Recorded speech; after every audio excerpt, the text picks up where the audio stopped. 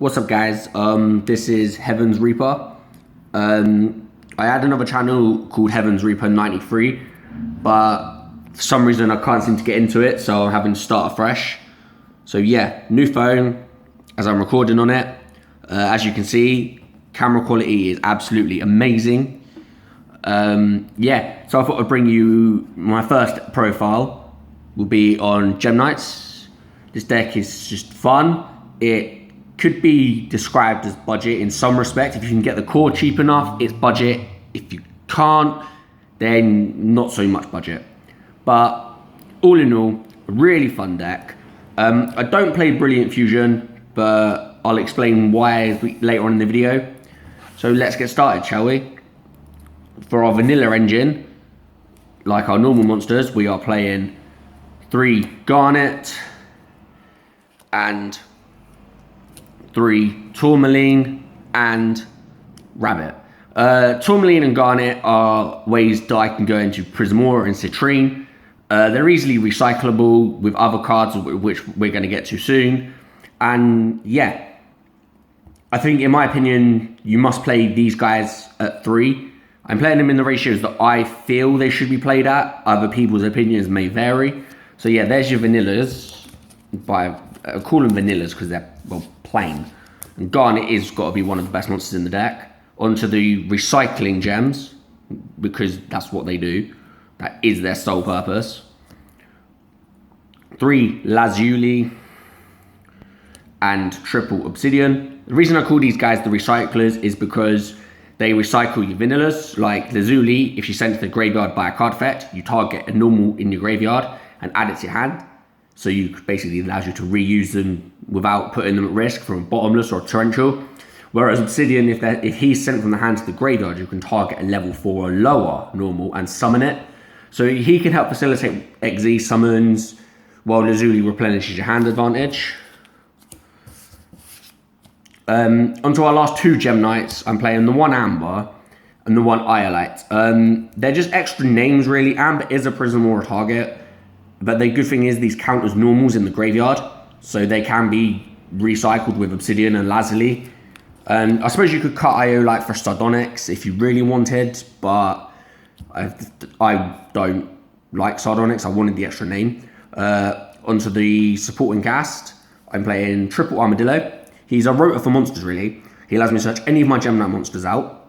He's incredible. I think the artwork is really good. It's really beautiful. This deck is max rarity as well. Also play double Summoner Monk. Most of my Gem Knights are normal. Are level 4. The only things that aren't level 4 is the Obsidians and the Lazuli. Everything else is a level 4. And with Gem Knight Fusion being a recyclable card, you're summoning a monster at little to no cost, because you have ways to reuse the Banish Zone with one of the spells I'm playing. So technically, Summoner Monk is a really, really viable card in this deck.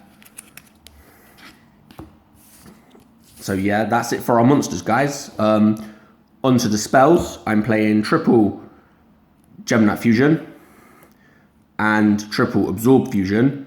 The reason I'm playing these cards over Brilliant Fusion is, yes, Brilliant Fusion thins the deck, but I think what annoys me, or what lets that card down, if it wasn't continuous, I would play it.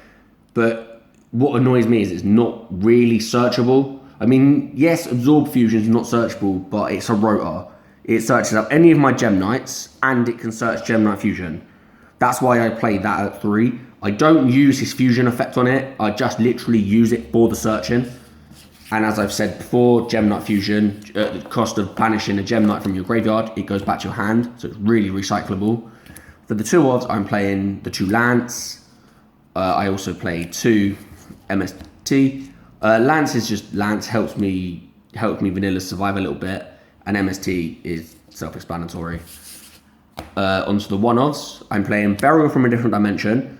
This, basically, anything I've banished to use Gem Knight Fusion again goes back to the graveyard. I can target up to 3. I'm playing the 1 Book, the 1 Gold Sark. Yes, I know it's at 3 now, but I don't feel 3 will be played.